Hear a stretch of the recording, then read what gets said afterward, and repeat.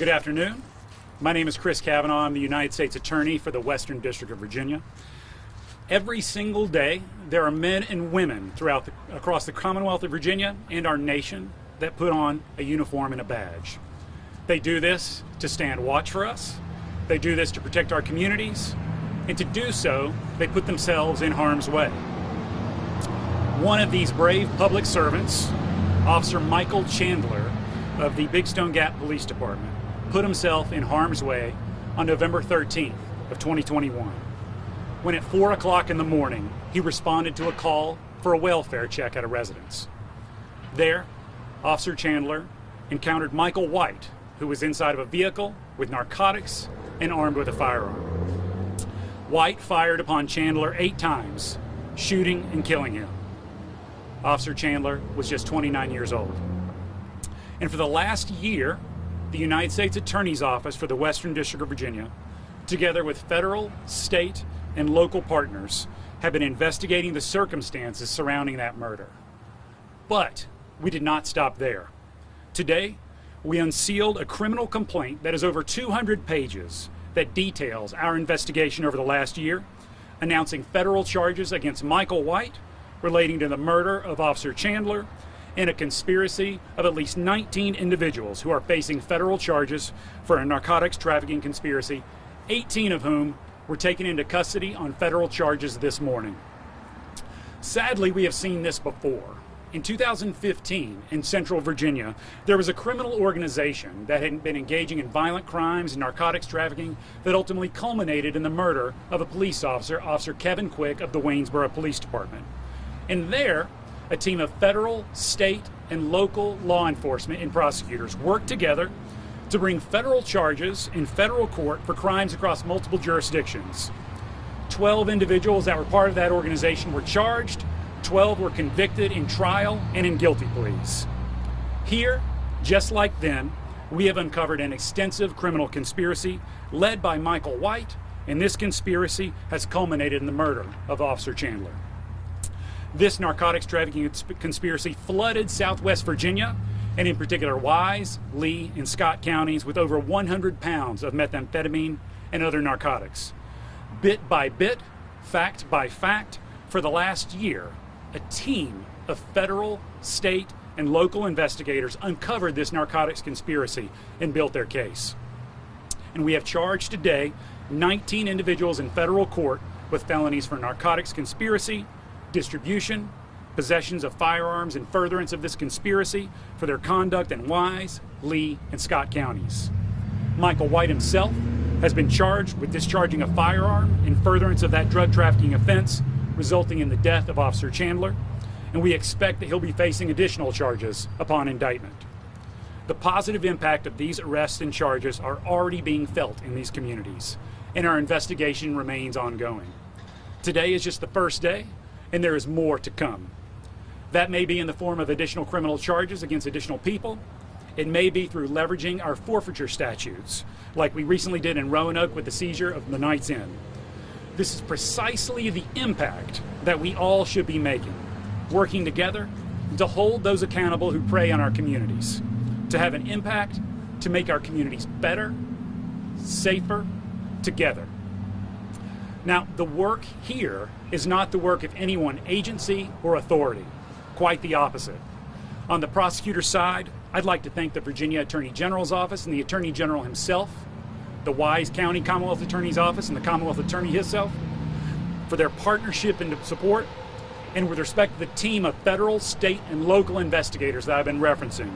I'm grateful for the hard work and public service by the agents of the Bureau of Alcohol, Tobacco, Firearms, and Explosives, the Virginia State Police, the U.S. Marshal Service, the Wise, Lee, and Scott County Sheriff's Offices, the Big Stone Gap Police Department, the Norton Police Department, Kingsport, Tennessee Police Department, and the Southwest Virginia and East Tennessee Drug Task Forces. I'd now like to introduce the Virginia Attorney General, Jason Miyares, for some comments. Sir? I think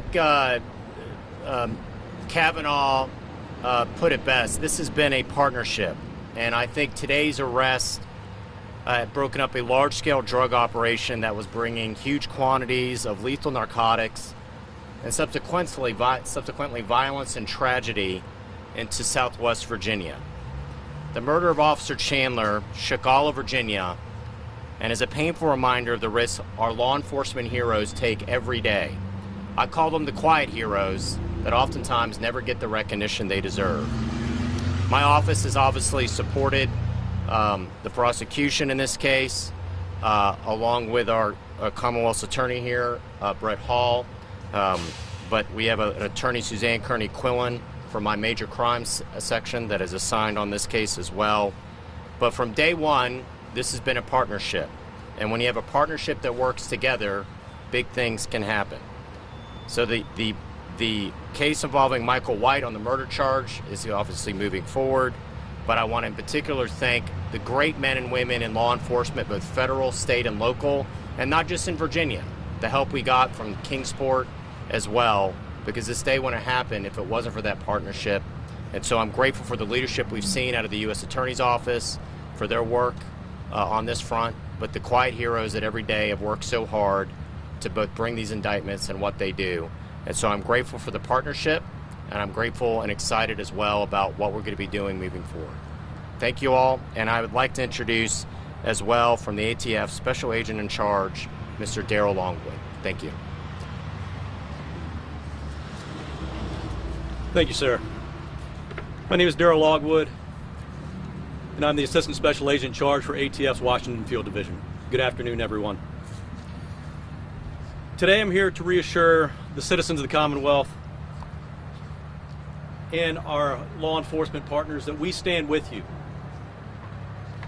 that we are committed to eliminating violent crime in our communities and holding those who engage in acts of violence accountable. I want to be clear on what brought us here today.